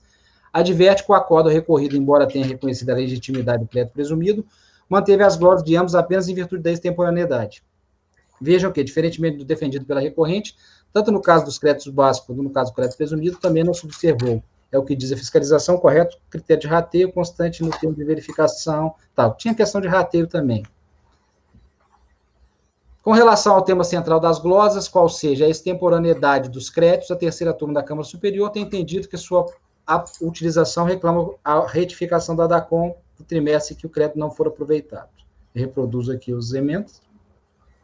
Isso porque, segundo entende a Câmara Superior, nos casos que se deixe de apurar o crédito relativo a determinado mês, ou seja, se deixe de apropriá-los, é necessário retificar a DACOM relativo ao período em que o crédito não foi apropriado, a fim de incluí-lo na apuração. A apuração extemporânea de crédito só é admitida mediante retificação das declarações e demonstrativos correspondentes, em especial as DCTFs e DACONs, e o que, no caso em comento, como destacado no termo de verificação fiscal, não ocorreu. Por fim, cumpre observar que, ainda que assim não fosse, o aproveitamento extemporâneo dos créditos, sem a necessária retificação das declarações, exigiria a necessária demonstração de não utilização do mesmo crédito duas vezes, ou seja, no período em que deveria ter sido aproveitado, e naquele que se pretendeu a sua utilização, fato que também aqui não se realizou. Então, estou afastando isso também, e nesse caso não tem aquisições de pessoas jurídicas inaptas, apenas os outros dois processos que a gente vai analisar. Então, no 91, 93, 96 e 95 e 96, eu estou negando provimento ao recurso, por conta da falta de comprovação da não utilização destes créditos em duplicidade, não de retificação da DACOM. Esse é o voto. Vamos julgar esse caso e depois a gente julga os demais. Abertos os debates, pode falar, Thaís? Não, eu tô chocada aqui, que eu não sabia dessa mudança de posicionamento da Câmara Superior. Tô aqui... E se você fizer a pesquisa, você vai ver que agora é assim. Em 2018 eles julgavam assim ainda. É agora de 2020 que eles mudaram Não, de posição. 2019 já tem também. 2019? Eu acho que tem 2019 também, se eu não me engano. Você sabe me falar o argumento, presidente? Estou batendo o olho aqui tentando entender. Porque aqui na turma sempre foi, a gente sempre julgou também que podia, né? Que não, independentemente da retificação do tem voto DACOM. da Maria nesse sentido, não. Tem que comprovar a não utilização da duplicidade. Tem voto da Maria nesse sentido. Mas perdia, né, na maioria? Não. Não? Não. O último que nós julgamos foi assim, não foi, Renan? Você deve lembrar disso melhor do que eu. Ixi, eu devia estar de licença, hein? Perdi esses eu capítulos. acho que eu não estava... Eu acho que eu ainda não julguei crédito temporâneo aqui, não, Sim, teve sim da Maria. Deixa eu ver se eu tenho o acórdão dela aqui. Que eu lembro que eu fui até... Eu não lembro se foi isso que eu discuti com a Maria, que depois eu até comentei com ela que eu tinha um pensamento próprio sobre crédito temporâneo, que eu não lembro se eu acompanhei ela nessa oportunidade. Mas eu queria até pedir a palavra para comentar um pouco sobre essa questão, porque... Pois não, pode falar, Renan, claro. Eu estou vendo que aqui no seu voto, e é até interessante, porque eu estava há umas 2 semanas atrás estudando justamente essa jurisprudência administrativa sobre crédito temporâneo. E eu vejo que aqui tem uma decisão que diz que é possível o aproveitamento desde que retifique os DACONs, DCTF. O outro posicionamento, que é o de 2019, diz que devem ser pleiteados em procedimentos referentes ao período. Então, aqui não bastaria só você retificar o DACON. O pedido de ressarcimento tem que ser o do período a que se refere o crédito, ou seja, nem seria crédito temporâneo. Ele vai ser solicitado no período a que se refere. E tem ainda o terceiro posicionamento, que é que, ainda que não se retifique, deveria trazer documentação comprobatória de que não foi utilizado em duplicidade, né? Assim, dos três... porque eu acho que creio que se mesmo sem retificação, se trouxesse, o entendimento é esse, se trouxesse elementos comprovando nesse sentido, né, passaria por cima dessa ausência da retificação. Esse é o ponto. Eu particularmente, quando eu sentei, refleti bastante, para mim, esse acórdão de novembro de 2019 é o que reflete o meu posicionamento, pelo menos o que eu tomava como nas auditorias que eu realizava, porque essa questão do crédito temporâneo é muito complexa. A partir do momento que eu aceito que o contribuinte apresente um PER, sei lá, vamos supor, em 2018, de um crédito que foi apurado em 2017, se eu aceito isso para uma operação, ok. Se eu aceito para 2, 10, 20, acaba que você impossibilita completamente a fiscalização de apurar, de saber aonde que esse crédito foi utilizado. Então, foi justamente nessa reflexão que eu fiz, presidente, que acabei decidindo por adotar, para mim, esse posicionamento da decisão de novembro de 2019. O crédito temporâneo, ele tem que ser, se ele é extemporâneo, ok, mas ele vai ter que ser solicitado no período a que ele se refere, para possibilitar o fisco de analisar os créditos do contribuinte. Então, o que eu estava lembrando que a gente faz, acho que justamente, tendo em vista essa preocupação que o Renan acabou de colocar, é baixar em diligência, para que o contribuinte demonstre que o crédito que ele está falando que é extemporâneo não foi utilizado em outros períodos. Para que a administração não fique sobrecarregada com essa situação que o Renan está colocando, eu mesma, olhei aqui nos meus arquivos, algumas vezes eu baixei processo de diligência, que eu acho que nunca foi só sobre isso. Normalmente é processo que tem problema de insumo de PIS/COFINS, também tem problema de insumo de crédito extemporâneo. E daí um dos itens da diligência é que o contribuinte demonstre que esse crédito não foi usado em outro período. E daí joia, porque a jurisprudência sempre foi de que não precisa da retificação do DACOM. Entendeu? Acho que a proposta de diligência é interessante. Então, eu acho que eu caminharia nesse sentido aí, partindo do pressuposto... Então, a gente coloca em votação, Thaís. Partindo do pressuposto de que, do entendimento de que a retificação não é necessária, né? Perfeito. A questão é vocês conhecem, eu sempre vou pela diligência, não tem problema. Mas eu vi que a Câmara Superior agora está firme nesse sentido, mudou, né, a posição agora. Acho que, assim, eu costumo sempre seguir a orientação da Câmara Superior, eu costumo ir nesse caminho. Né? Mas perfeita diligência, eu acho que é salutar, ainda mais que é uma modificação, né, do entendimento e tudo mais. Ricardo, era firme o entendimento da Câmara Superior, no sentido contrário também. Por isso que eu até demorei aqui para me situar. Eu não estou achando o voto da Maria. Eu tinha copiado esse voto. Até maio de 2019, a Câmara Superior ela ainda julgou que era possível aproveitamento sem necessidade de prévia retificação, desde que respeitado o prazo de 5 anos. É por qualidade que vota agora no novo sentido? Porque daí vai dar jogo, né? Deixa eu colocar aqui, pera lá. Esse voto que eu estou falando aqui foi por maioria. Maioria? O Demis estava? É que mudou a composição da Câmara Superior. Já. Pode ser o Valcir, né?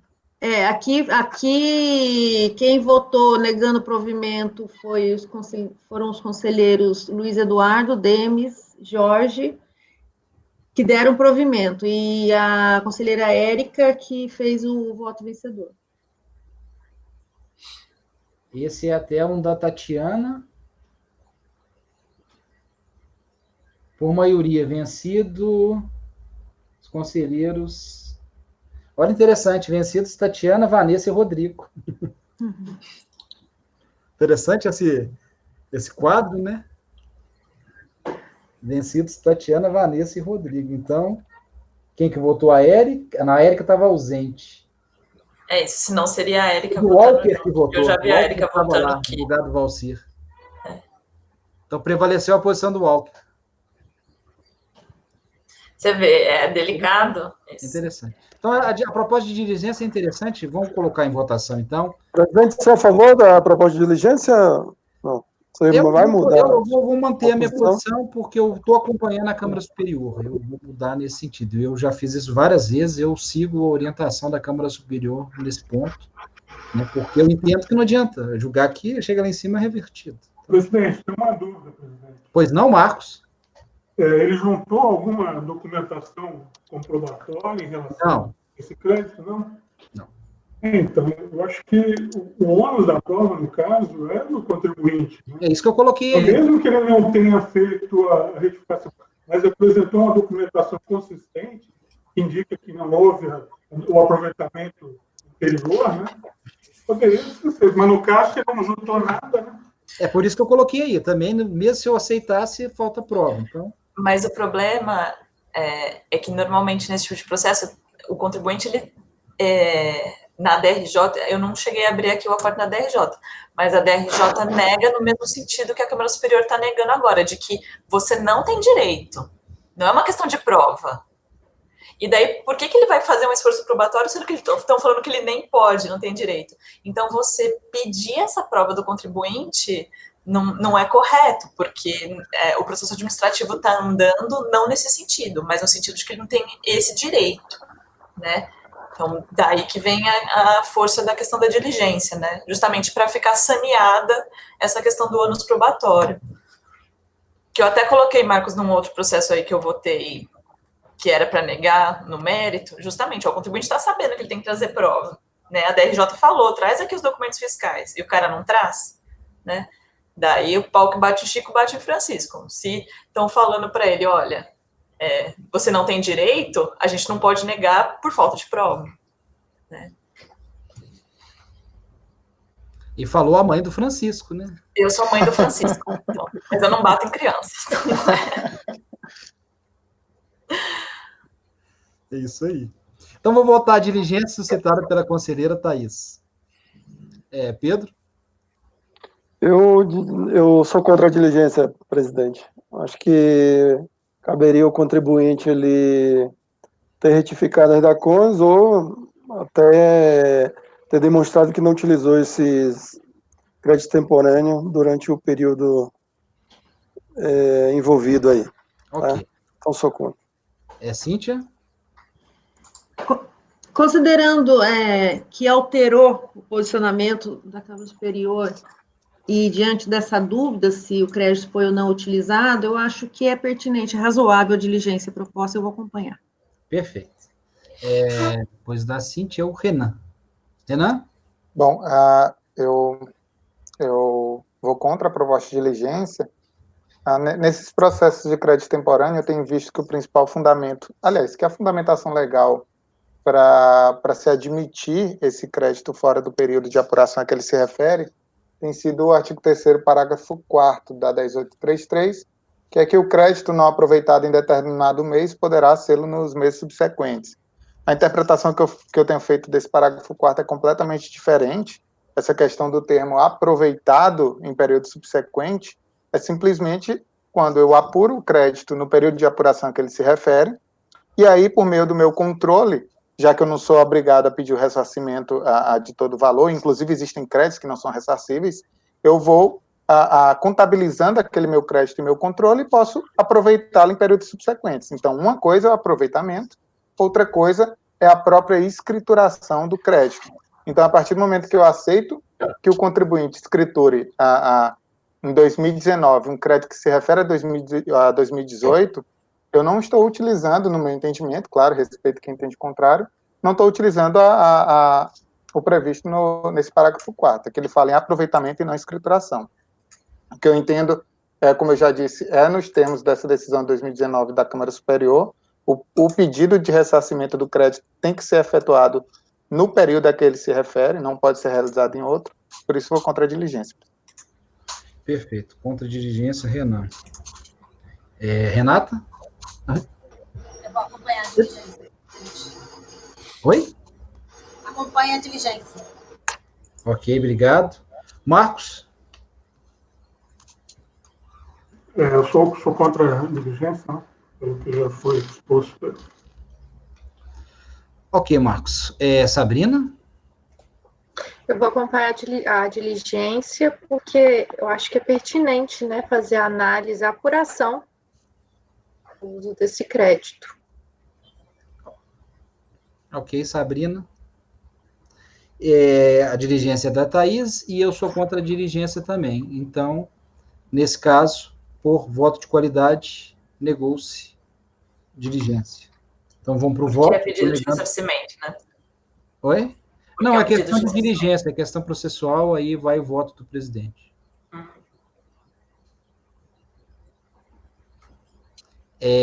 Agora, então, vamos votar o meu voto, que é o negar provimento. Conselheiro Pedro? Eu acompanho o relator. Cíntia? Então, aqui tem uma questão que não está me deixando confortável, essa questão, essa alteração, esse entendimento atual da Câmara Superior. Só que tem um porém nesse processo, como consta aqui, ele não trouxe nenhum documento adicional, né, presidente. Então, tem a questão do ônus da prova. Eu vou acompanhar pelas conclusões, justamente por esse ponto. Eu acompanho com relação à falta de provas e por ser pedido de ressarcimento. Mas eu não me sinto confortável em acompanhar integralmente, porque eu ainda tenho que analisar melhor essa alteração de entendimento. Ok. Só um pouquinho. Você vota pelas conclusões. Por conta da ausência de provas. Ok. Que, na verdade, esse também foi o fundamento, né? A ausência de provas. Sim, foi, mas aí... Não considera a questão da DACOM suficiente, perfeito. Porque aqui, pelo seu voto, é necessário, obrigatório a retificação, né? Então, com relação a esse posicionamento, ainda que eu não fico confortável, prefiro acompanhar pelas conclusões por conta da ausência de prova. Ausência de prova.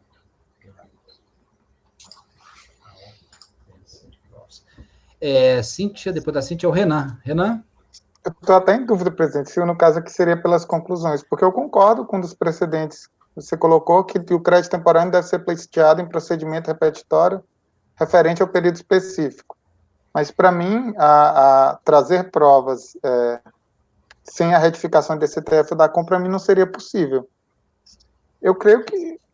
Eu não sei nem se seria pelas conclusões, porque eu estou concordando com tudo, menos...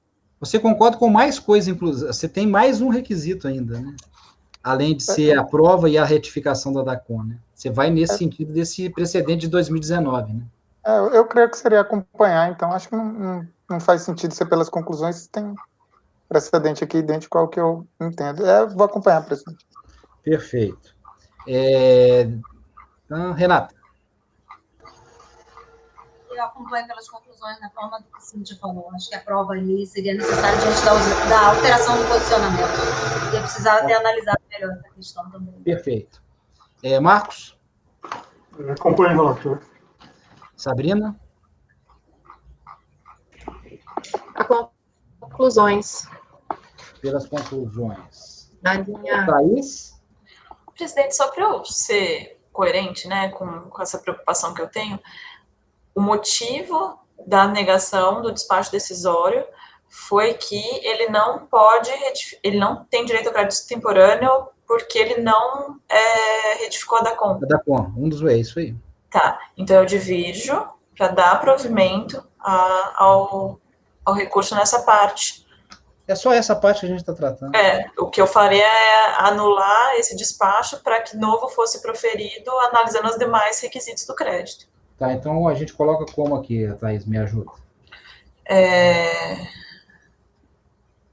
Conselheira Thaís divergiu, né? Conselheira Thaís de Laurentiis, Nelcovics. Vencida a conselheira Thaís de Laurentiis Alcovitch. Que dava provimento ao recurso voluntário. Que dava provimento ao recurso. Assim, né? Podia ser só isso também. Dá provimento, beleza. As conselheiras Cíntia, Renata e Sabrina votaram pelas conclusões, pela ausência de provas. Então, aqui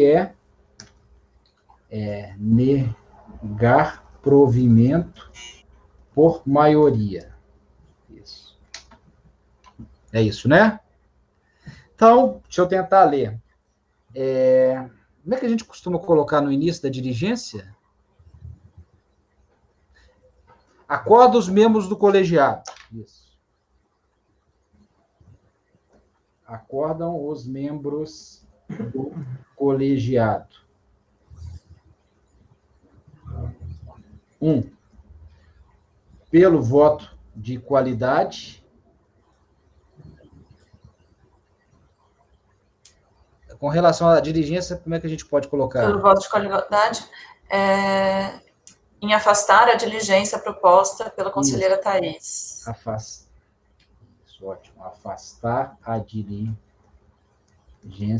proposta pela conselheira Thaís. Vencidas Thaís, Cíntia e Renata. Isso. E a Sabrina também, né? E Sabrina, desculpa. Por maioria de votos, em negar provimento ao recurso voluntário. Vencida a conselheira Thaís, que dava provimento. Vencida a conselheira que dava provimento, aí Vencida a conselheira Thaís, né? Vencida a conselheira Thaís. E as conselheiras Cíntia, Renata e Sabrina votaram pelas conclusões por ausência de prova. Isso?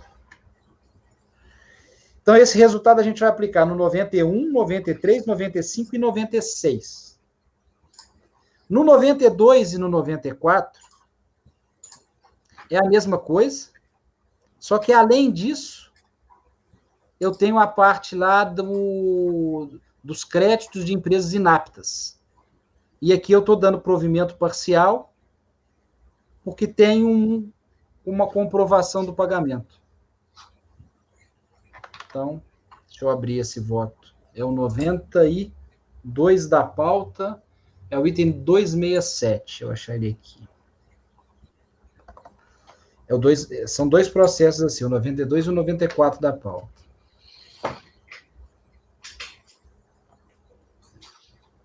Então, é o finalzinho aí dele.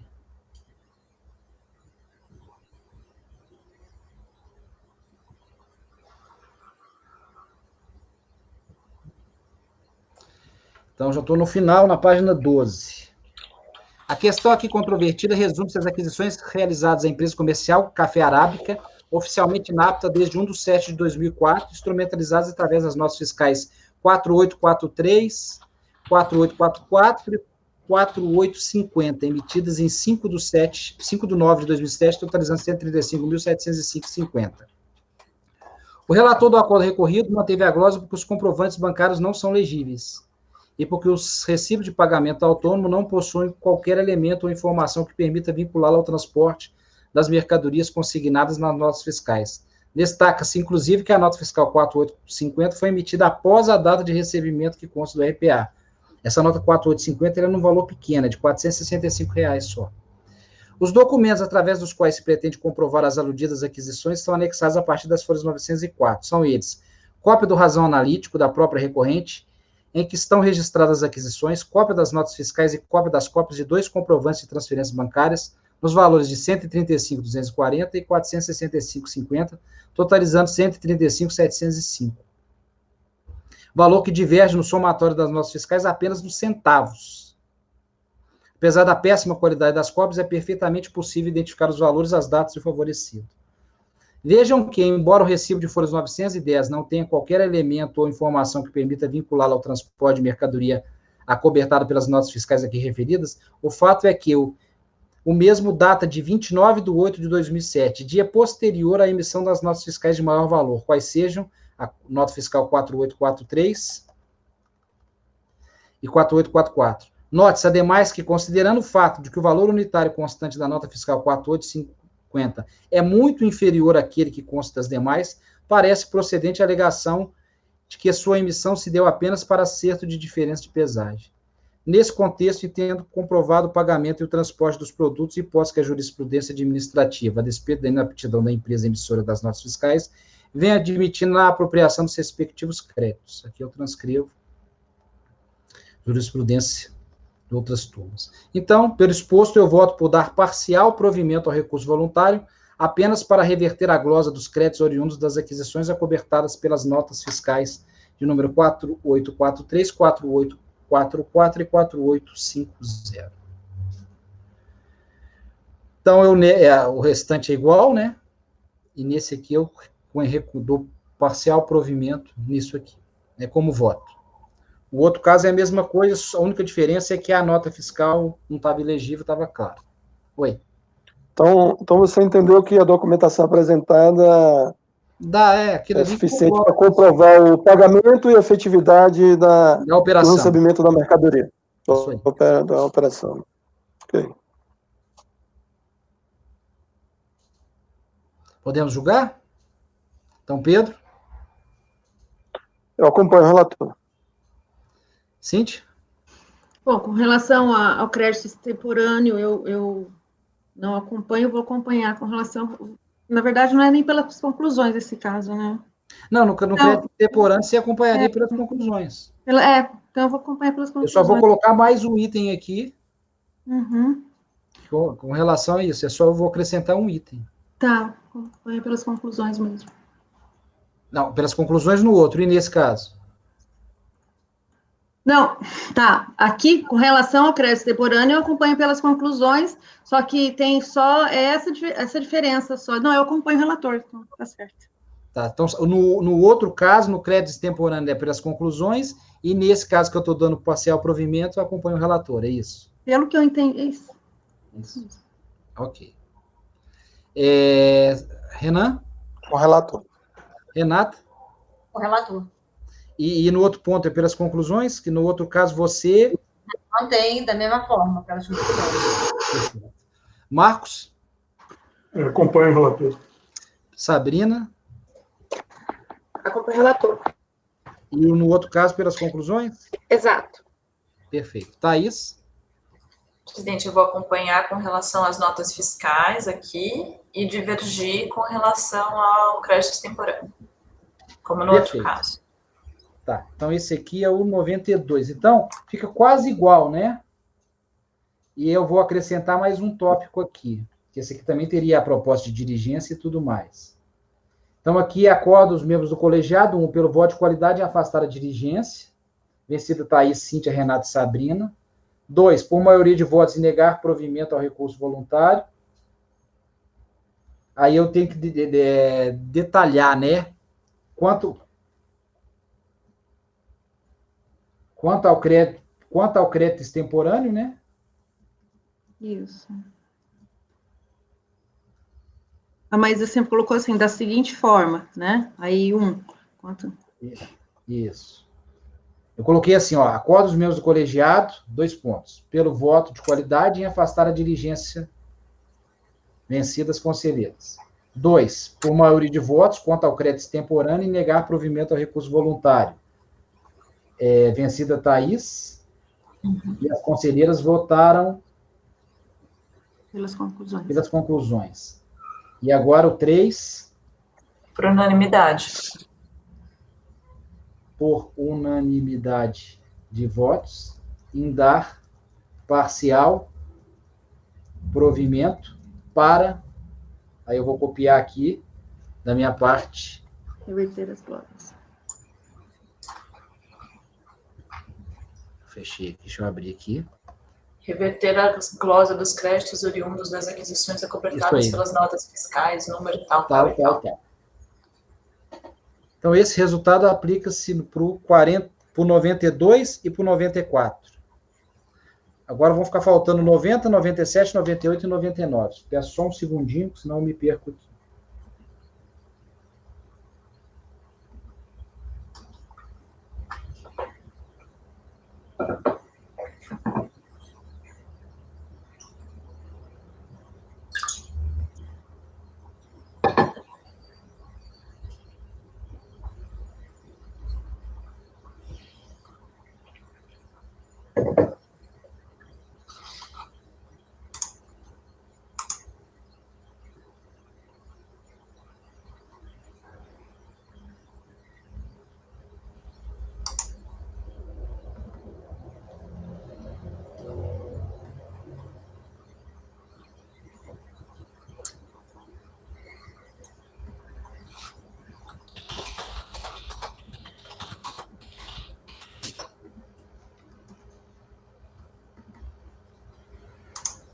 Ok, agora a gente vai pegar o 90 da pauta, é o 480 final dele.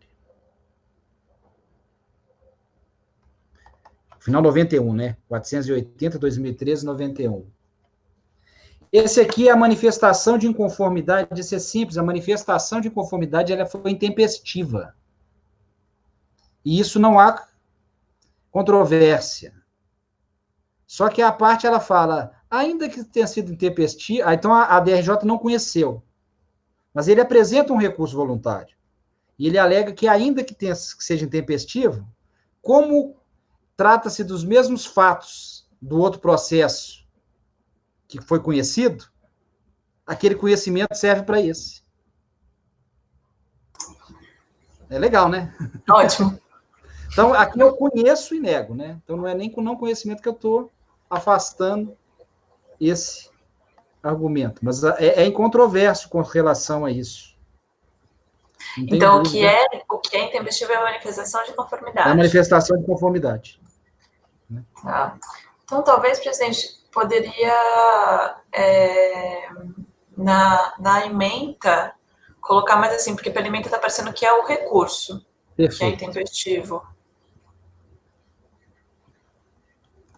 Se o senhor concordar. Ficou mais claro. Manifestação de inconformidade. Tanto que você está negando o provimento ao recurso voluntário. Isso aí. Exatamente. É esquisito, né? Porque se fosse a ferro e fogo em termos processuais, esse processo nem existe aqui, né? Mas eu acho que é negar provimento mesmo, as alegações que foram trazidas, né? Para facilitar. Porque eu tenho uma decisão e eu tenho um recurso. Uhum. Né? Então, eu tenho que seguir a decisão, o recurso. E esse recurso você conhece. Isso, eu conheço. Então, Então, por isso que eu estou negando. E aí, então, esse caso, 90, 97, 98 e 99 é nesse sentido. Né? Esse é o ponto. Algum questionamento? Podemos votar? Então, Pedro?